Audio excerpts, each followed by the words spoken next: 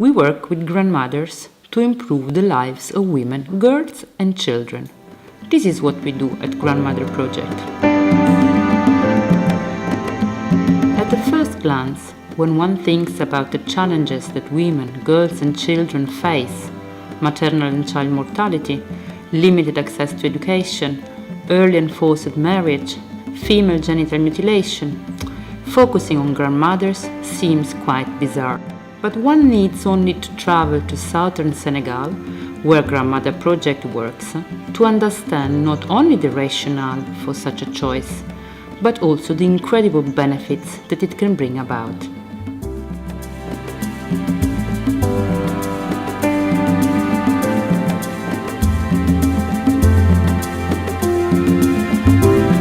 Southern Senegal, also known as Casamance, is one of the poorest and most underdeveloped regions of Senegal. It is far from the capital city, Dakar. People live in villages close to their fields, as agriculture is the main occupation. Paved roads are rare, and travel is very difficult during the rainy season. In rural areas, in particular, multi-generational families are the norm, with 3 or even 4 generations living under the same roof. Elders are very respected for their wisdom and life experience, and grandmothers play a very important role as counselors and guides for the younger generations in the family, for mothers and for children, and especially for girls.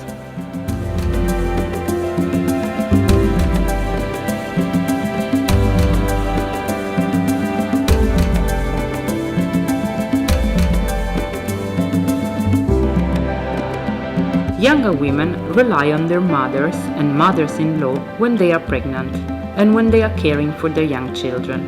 When a child is sick, it is the grandmother's advice that is sought first. And with young girls, when mothers are often out working, it is the grandmothers who are at home and who are always ready to answer a question or listen to a child's story, and to counsel them about how best to address a problem or behave in a particular situation. Traditionally, in African societies, the ties between grandmothers and girls are stronger than those between the girls and their own mothers.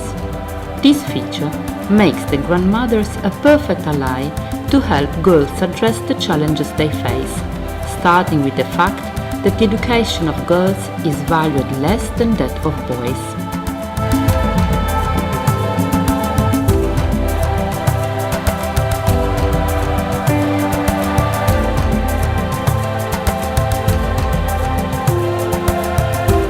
Once girls reach puberty, teen pregnancy becomes an additional risk due to attention from older boys or male teachers.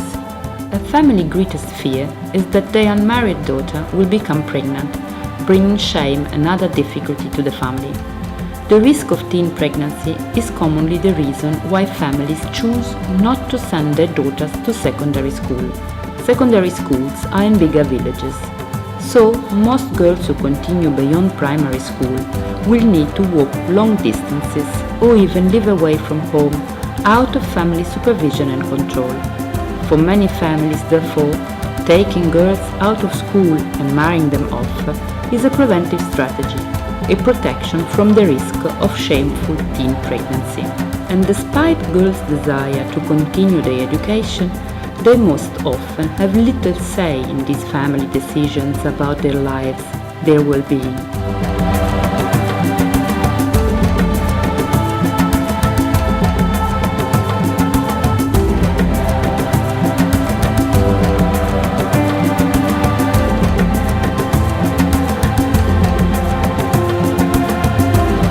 Usually, it is either the father or the grandmother who decide to marry a girl off when they feel it is time.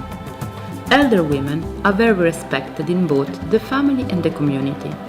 If a grandmother tells her son not to marry his daughter, her granddaughter, or if the grandmother pleads for the girl to be able to continue to secondary school, she is most likely to convince her son to change his mind. Sons will rarely go against the will of their mother. In all communities, grandmothers are part of social networks, and in all of those networks, there are grandmother leaders. Strong, confident, energetic women who are open to change and truly committed to advancing their communities. They need to be supported, encouraged and empowered to take an even greater role in families and communities. This is where Grandmother Project steps in.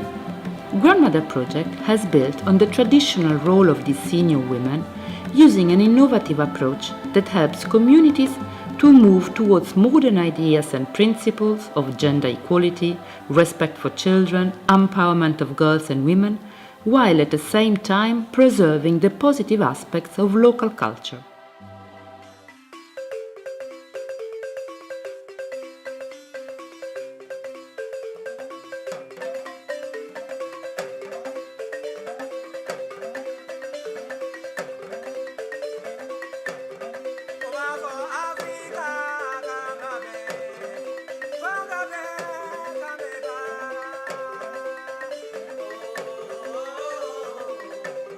We also train female community facilitators who organize under the tree meetings with grandmother leaders, women and girls, where different topics are addressed and support for girls' education, postponement of marriage and abandonment of female genital mutilation is promoted in an open dialogue between the generations. We acknowledge the senior women's wisdom, including the wealth of stories, songs and dances they know, and the values they teach to the younger generations: respect, honesty, solidarity, and we built them into innovative learning curricula for primary schools.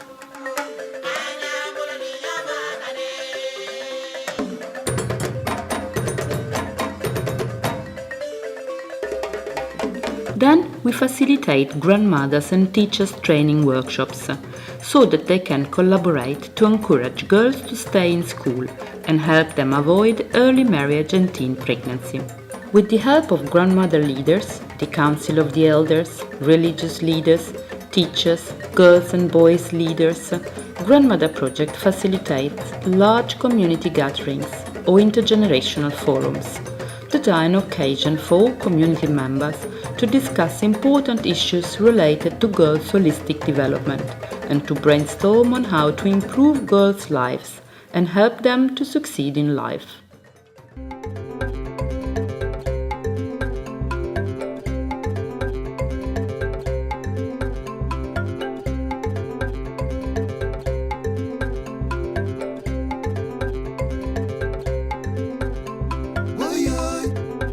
And now, the Grandmother Project Leadership Training for Grandmothers has two objectives.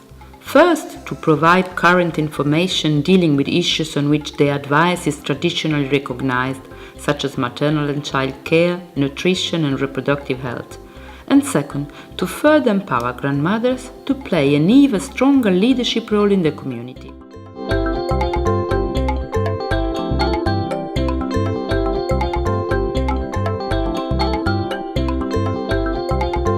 This is the Grandmother Project approach, called Change Through Culture.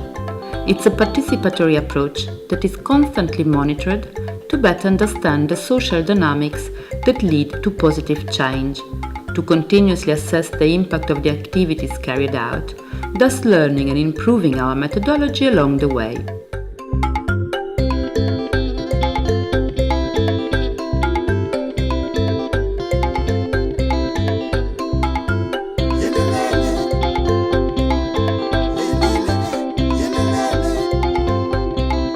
In order to expand the use of the Change Through Culture approach, training sessions are carried out for other organizations to help them adopt a grandmother inclusive and intergenerational approach in their community programs.